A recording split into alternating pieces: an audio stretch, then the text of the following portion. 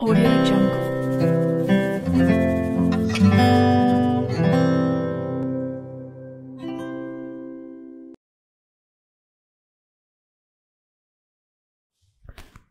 વીરપુરા કન્યા વિદ્યાલયની online learning એપ્લિકેશનમાં આપ સૌનું એક વખત ફરીથી સ્વાગત છે.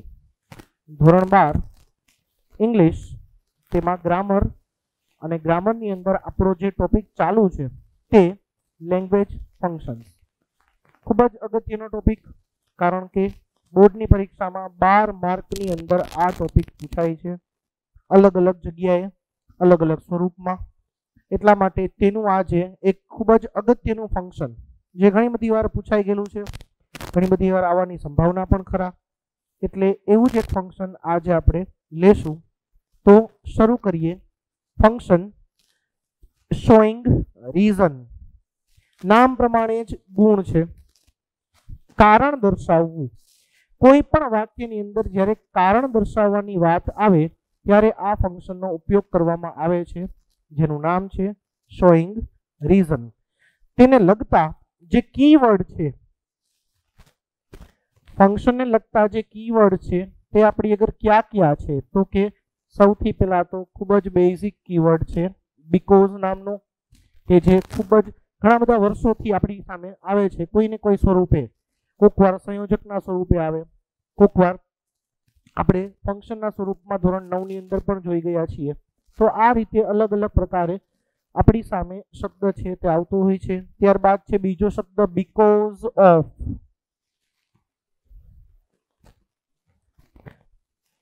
ત્રીજો શબ્દ છે ડ્યુ ટુ. આ શબ્દ કદાચ ધોરણ 11 માં આપણે પહેલી વાર જોયેલો હશે. અને ચોથો શબ્દ છે ઓઈંગ ટુ. ચારે ચારના અલગ અલગ મીનિંગ થાય છે. બીકોઝ કારણ કે, બીકોઝ ઓફ ને કારણે, ડ્યુ ટુ ને લીધે, અને ઓઈંગ ટુ ને લીધે. બરોબર છે. તો આ રીતે બધાના અલગ અલગ મીનિંગ થશે. વાક્ય રચના પણ બધાની અલગ અલગ છે. તો વાક્ય રચના આપણે જોઈએ. સૌથી પહેલી વાક્ય રચના કેની લેશું, તો કે બીકોઝ ની લેશું. વાક્ય રચનામાં શું છે, તો કે કર્તા પ્લસ ક્રિયાપદ. અહીંયા આપણે ક્રિયાપદ કોઈ પણ આવી શકે છે, બરોબર. કોઈ પણ કાળ, બે કાળ મોટા ભાગે આવી શકે છે, વર્તમાન કાળ અને ભૂતકાળ. 12મા ધોરણ માટે ખૂબ જ મહત્વનો કાળ સાદો ભૂતકાળ. કેના માટે, તો કે આ એક ફંક્શન માટે. ખાસ ધ્યાનમાં રાખજો. તો જો ભૂતકાળનું ક્રિયાપદ હોય તો અહીંયા ક્રિયાપદનું V2 આવી શકે છે. V1 બહુ ઓછું પૂછાય છે ધોરણ 12 માં, બરોબર. કર્તા પ્લસ ક્રિયાપદ પ્લસ ઓબ્જેક્ટ એટલે કે કર્મ અને પ્લસ અન્ય શબ્દ. વચ્ચે આવશે બીકોઝ, જે આપણો કીવર્ડ છે અહીંયા છે. બીકોઝ પછી પાછો કર્તા પ્લસ પછી આપણે અહીંયા કોઈ ટુ બી નું રૂપ પણ આવી શકે અને ક્રિયાપદ પણ આવી શકે. વાક્ય પ્રમાણે આધાર છે કે ટુ બી નું રૂપ આવે કે ક્રિયાપદ આવે. પ્લસ કર્મ અને પ્લસ અન્ય શબ્દ. આ આપણી વાક્ય રચના છે બીકોઝ સાથેની, બરોબર. ત્યારબાદ બીજી વાક્ય રચના લઈએ બીકોઝ ઓફ સાથેની. તો પહેલી વાક્ય રચના એમનેમ, એટલે કે પહેલું વાક્ય જે છે આની અંદર અહીંયા સુધીનું તે એમનેમ કર્તા પ્લસ ક્રિયાપદ પ્લસ ઓબ્જેક્ટ પ્લસ અન્ય શબ્દ plus because of. Because of પછી પ્લસ કરીને હું લખું છું સંબંધ વિભક્તિ. કાઉન્સમાં મેં શું કામ લખ્યું એનું કારણ હું વાક્ય કરીશ ત્યારે આપણને કહીશ. સંબંધ વિભક્તિ પ્લસ નાઉન, NOUN, અથવા તો હું લખીશ નામ. બરોબર છે. નાઉન અથવા નામ ઈ પણ શું કામ લખ્યું એ આપણે ત્યારે જ જોશું, જ્યારે વાક્ય બનાવશું. ને નામ કેવી રીતે બનાવાય, કેવી રીતે લખાય એ પણ આપણે વાત કરશું. ત્રીજું જે વાક્ય છે તેની અંદર આ વાક્ય રચના સરખી છે, ખાલી એક અહીંયા ફેરફાર આવે છે, એટલે હું અહીંયા જે જગ્યાએ ચેન્જીસ કરું છું. ડ્યુ ટુ બાકીની બધી વાક્ય રચના એક સરખી રહેશે. અહીંથી આટલું અહીંયા એમને આવશે, ખાલી બીકોઝ ઓફ ની જગ્યાએ ડ્યુ ટુ લખી બાકીનું બધું એમને. બરોબર. અને ચોથી વાક્ય રચનામાં ઓઈંગ ટુ જે શબ્દ છે તે મુકાશે વાક્યની આગળ. ખાસ ધ્યાનમાં રાખજો, ઓઈંગ ટુ જે શબ્દ છે તે વાક્યની આગળ લેવાય છે. ધોરણ 12 ની અંદર ઓઈંગ ટુ જે છે તે વાક્યની આગળ જ આપણે લેશું અને તમારે પણ એ જ રીતે પૂછાય છે. બહુ ઓછું પૂછાય છે ઓઈંગ ટુ, પણ પૂછાશે ત્યારે વાક્યની આગળ શબ્દ લેવાય છે. ઓઈંગ ટુ પ્લસ નાઉન અથવા તો કાઉન્સમાં નામ. અહીંયા સંબંધ જે છે તે કાઉન્સમાં મેં લખ્યું નથી પણ લખી શકાય, અને એ શું કામ તે મેં કીધું કે હું પછી જણાવું. Owing to plus noun plus અહીંયા અલ્પવિરામ અને ત્યાર પછી પ્લસ કરી અને પાછળની વાક્ય રચના કર્તા પ્લસ ક્રિયાપદ પ્લસ ઓબ્જેક્ટ એટલે કે કર્મ અને પ્લસ અન્ય શબ્દ. અહીં આપણી વાક્ય રચના 4 પૂરી થાય છે. પેલી બીકોઝ વાળી, બીજી બીકોઝ ઓફ વાળી, ત્રીજી ડ્યુ ટુ વાળી અને ચોથી છે ઓઈંગ ટુ વાળી. બરોબર છે. હવે આપણે વાક્ય સમજીએ કે કઈ રીતે વાક્ય લખાય છે. બરોબર. સૌથી પહેલા આપણે વાક્યની શરૂઆત જે છે તે બીકોઝ થી કરશું. એટલા માટે સૌથી પહેલું વાક્ય બીકોઝ વાળી વાક્ય રચનાનું પહેલું વાક્ય છે એટલે હું વાક્ય આખું સાથે લખીશ. બીજા વાક્યથી આપણે જે અધૂરા વાક્ય લખીએ છીએ કમ્પ્લીશન માટેના તે લખીશું. પહેલું વાક્ય he was absent because he was ill. વાક્ય સમજો. તે એબસન્ટ એટલે ગેરહાજર હતો, કારણ કે he was ill તે બીમાર હતો. ફરીથી, તે ગેરહાજર હતો કારણ કે તે બીમાર હતો. બરોબર. ગેરહાજર હોવાનું કારણ શું છે તો કે તે બીમાર છે. હવે મેં જે વાત કરી હતી નામની, જે નાઉન છે તે શું કામ જરૂરી છે તો કે બીકોઝ ઓફ, ડ્યુ ટુ અને ઓઈંગ ટુ ત્રણેય માટે આપણે તે જોશે. શું કામ તો કે વાક્ય રચના પ્રમાણે ગુજરાતી જો વિચારીએ તો આપણે બીકોઝ ઓફ નું ગુજરાતી કરવું પડશે. ત્યારે એવી રીતે ગુજરાતી થશે કે તેની બીમારીને કારણે તે ગેરહાજર હતો. આ વાક્યમાં જે ખાલી ઇલ છે, જે ખાલી ઇલ શબ્દ લખ્યો છે તે બીમાર માટે છે અને આપણે તેનું કન્વર્ટ કરીને શું કરવાનું છે તો કે બીમારી. તો મોટા ભાગે ઇંગ્લિશમાં દરેક વખતે કહેતો નથી, ખાસ ધ્યાન રાખજો, મોટા ભાગે કોઈ પણ વિશેષણની પાછળ નેસ શબ્દ લગાડવામાં આવે તો તે નાઉન થઈ જાય છે. એટલે કે ઇલનું થઈ જશે ઇલનેસ, બીમારી. સિકનું થશે સિકનેસ, બીમારી. લેઝી એટલે આળસુ, લેઝીનું થશે લેઝીનેસ. બરોબર છે. ટૂંકમાં કહેવાય તો દરેક શબ્દ જે વિશેષણ છે તેને મોટા ભાગે પાછળ જો નેસ શબ્દ લગાડવામાં આવે તો તે વિશેષણને નાઉનમાં ફેરવી શકાય છે. આ જ વાક્ય આપણે કરીએ શેનાથી તો કે નાઉનથી. તો પહેલી વાક્ય રચના એમને એમ છે he was absent. હવે હું શબ્દ લઉં છું ડ્યુ ટુ. હવે આપણે જે સંબંધ કાઉન્સમાં લખ્યું છે એનું કારણ કહું. તે ગેરહાજર હતો કેને લીધે તો કે તેની બીમારીને લીધે. બીમારી કોની છે તો કે તેની પોતાની.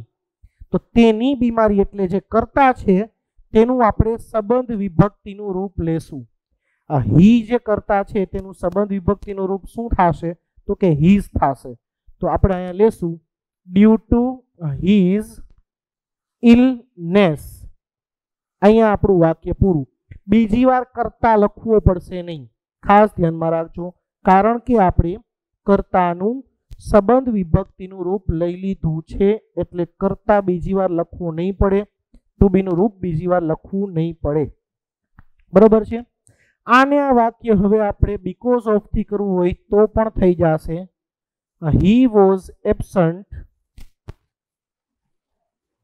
Because of his illness. He was absent because of his illness. तेनी बीमारी ने लीधे, तेनी बीमारी ने कारणे ते गैरहाजर हतो। हजू आने आ वाक्य आपणे owing to थी करीए। owing to his illness,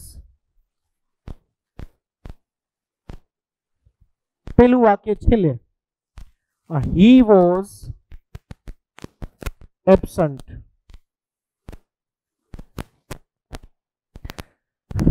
तेनी बीमारी ने लीधे ते गैरहाजर हतो। बरोबर।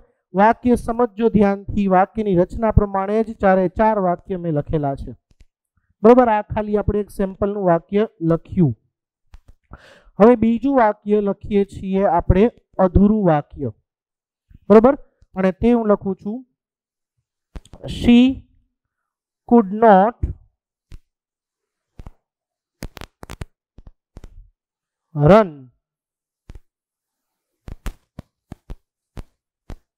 કાઉન્સમાં લખું છું પેઇન એટલે દુખાવો અને રીઝન જે આપણા ફંક્શનનું નામ છે પેઇન અને રીઝન पेन એટલે દુખાવો। હવે સમજો દુખાવો પોતે જ એક નામ છે। બરોબર। દુખાવો ઈ પોતે જ એક નાઉન છે એટલે એની પાછળ નેસ લગાડવાની જરૂર નથી। હવે આટલું આપણને પરીક્ષામાં આપેલું છે, તમારે વિચારવાનું કે રીઝન આપ્યું છે। રીઝન શબ્દ આવે એટલે સીધા ચાર શબ્દ મગજમાં આવે, because, because of, due to અને ઓઇંગ ટુ। ઓઇંગ ટુ વાક્યની શરૂઆતમાં લેવાય છે ને આમાં વાક્યની શરૂઆત થઈ ગઈ છે એટલે ઓઇંગ ટુ કરવાનું કેન્સલ। वैधा त्रण बिकॉज, बिकॉज ऑफ અને ड्यू टू। बिकॉज ऑफ અને ड्यू टू બંનેની વાક્ય રચના એક જ છે એટલે વાક્ય રચના ખાલી વૈધી બે કે કઈ વાક્ય રચનાથી વાક્ય કરશું। હવે તમને જો પેઇન એટલે શું તે ખબર જ હશે, દુખાવો, અને એ પણ ખબર હશે કે તે નામ છે, નાઉન છે। બરોબર। તો તમારા માટે ઈઝી રહેશે बिकॉज ऑफ, પણ જો તમને ખબર નથી तो तमारा माटे इजी रहेशे बिकॉज। आपणे बे थी वाक्य करीए। सौथी पहेलुं आपणे करशुं बिकॉज ऑफ थी। She could not run, she could not run because she had pain.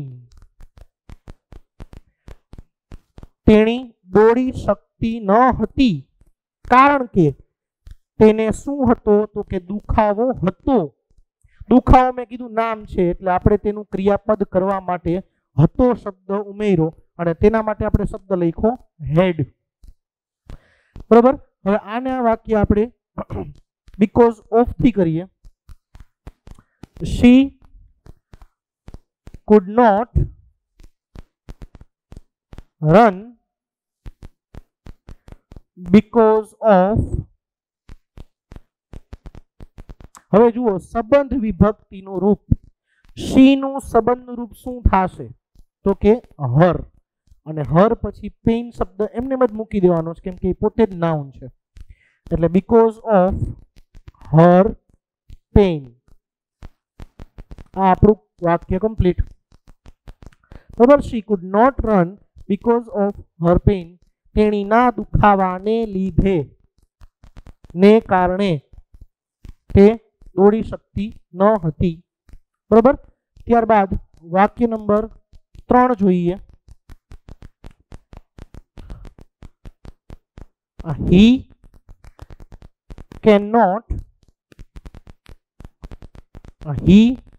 cannot finish a paper। he cannot finish a paper.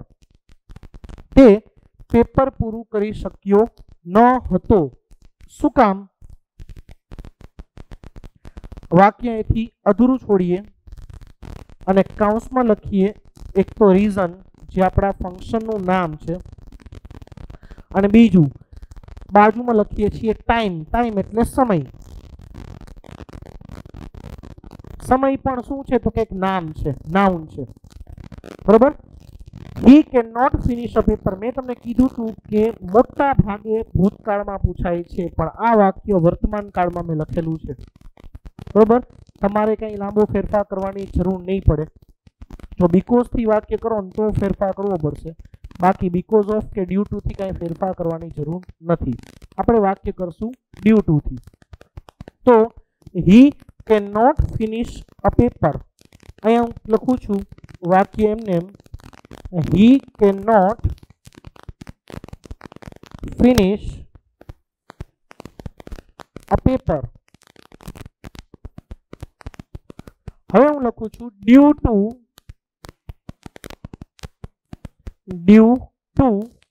હવે અહીંયા શેને કારણે તો કે સમયને કારણે એમ ન લખી શકાય, પણ સમયની અછતને કારણે.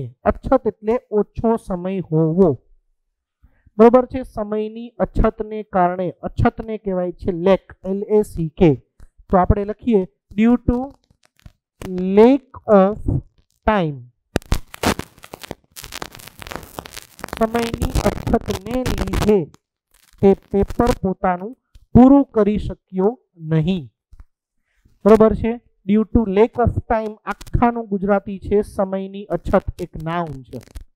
બરોબર. એટલા માટે એમાં આપણે કંઈ ચેન્જીસ છે તે કરવા ન પડ્યા અને વાક્ય જે છે તે આખું કમ્પ્લીટ થઈ જાય. બરોબર. ત્યાર પછીનું વાક્ય નંબર 4 લઈએ. ચોથું જે વાક્ય છે તે પણ આપણે આ જ રીતે કરશું.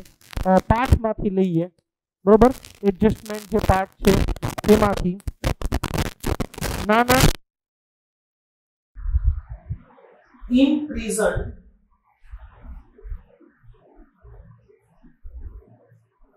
himself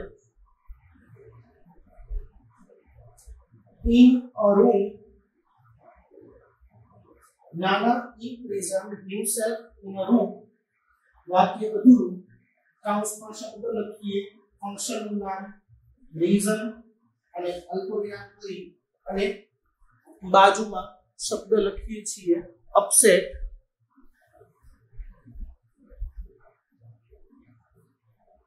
હવે નાનાએ પોતાની જાતને રૂમમાં પેક કરી લીધી, પોતાની જાતને રૂમમાં કેદ કરી લીધી. આવું આપણી પાસે વાક્ય છે. પાઠે આપણે વાંચેલું છે. શું કામ એવું કરી લીધું તો કે નાના શું હતા તો કે અપસેટ હતા. બરોબર છે. તે પોતે નાની જે છે આપણે પાઠ જોયો કે નાની જે છે તે ઓફ થઈ ગયા હતા, એક્સપાયર થઈ ગયા હતા. તેથી નાના જે છે તે ખૂબ જ અપસેટ હતા, ડિસ્ટર્બ હતા. બરોબર. તો વાક્ય કરશું નાના imprisoned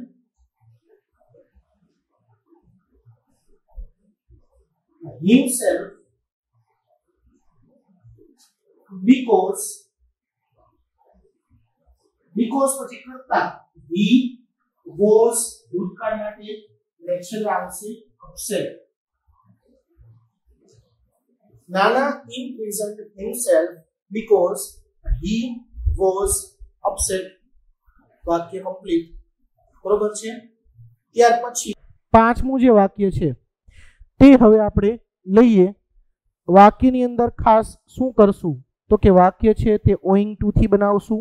આગળનું વાક્ય જે છે તે લખશું, પાછળનું વાક્ય આપણે અધૂરું છોડશું અથવા તો ઊંધું કરીએ. આગલું વાક્ય અધૂરું લઈએ, પાછળનું વાક્ય લખી નાખીએ જેથી ઓઈંગ ટુ ની વાક્ય રચનાની આપણને આઈડિયો આવે. આગલું વાક્ય જુઓ, હું રાખું છું અધૂરું, પછી કરું છું અલ્પવિરામ. બરોબર છે. હવે હું લખીશ he lost his mobile.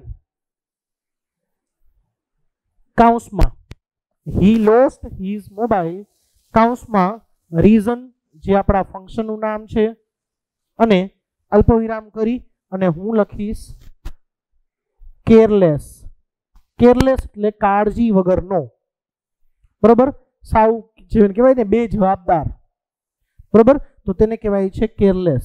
હવે આપણે જે વાક્ય કરશું તેની અંદર એવી રીતે કરશું કે તેની ગેરજવાબદારીને કારણે તેણે પોતાનો મોબાઈલ છે તે ગુમાવી દીધો, બરોબર. વાક્ય આગળથી અધૂરું છે. જ્યારે જ્યારે તમને વાક્ય આગળથી અધૂરું આપે ત્યારે બે શબ્દ વિચારવાના રહેશે, પણ મેં કીધું તે પ્રમાણે આપણે મોટા ભાગે એક ઓઈંગ ટુ યાદ રાખવાનું, કેમ કે બીકોઝ ઓફ થી પણ આગળથી વાક્ય બની શકે છે કરવું હોય તો, પણ આપણે ઓઈંગ ટુ એક જ યાદ રાખવું વધારે ઈઝી. તો અહીંયાથી આગળ ઓઈંગ ટુ પછી સંબંધરૂપ his પછી આવશે કેરલેસનેસ. કેરલેસ આપણને શબ્દ આપ્યો તો તેની પછી આપણે નેસ શબ્દ ઉમેર્યો તેનું નાઉન કરવા માટે, બરોબર છે. તો owing to his carelessness પછી અલ્પવિરામ કરી અને આપણને જે વાક્ય આપ્યું છે તે વાક્ય અહીં he lost his mobile. અહીંયા આપણું વાક્ય કમ્પ્લીટ, બરોબર છે. તો અહીં આપણે આ જે ફંક્શન સમજવાનું હતું તે પૂરું કરીએ છીએ. આના સહિત ઘણા બધા બીજા એક્ઝામ્પલ આપણને ટેક્સ્ટ બુકની અંદર, બીજા એક્ઝામ્પલ આપણને ઘણી બધી બીજી બુક્સની અંદર પણ જોવા મળશે. બધાએ ખાસ એક્ઝામ્પલ જોવા, ક્યાં બીકોઝ નો ઉપયોગ થયો છે, ક્યાં બીકોઝ ઓફ નો થયો છે, ક્યાં ડ્યુ ટુ નો થયો છે અને ક્યાં ઓઇંગ નો થયો છે, બરોબર. તે ખાસ જોઈ અને સમજવાની કોશિશ કરવી. આટલું રાખીએ છીએ. નેક્સ્ટ લેક્ચરની અંદર આના પછીનું જે ફંક્શન છે શોઈંગ પર્પઝ તે આપણે જોશું. ત્યાં સુધી ઘરમાં રહો, સુરક્ષિત રહો.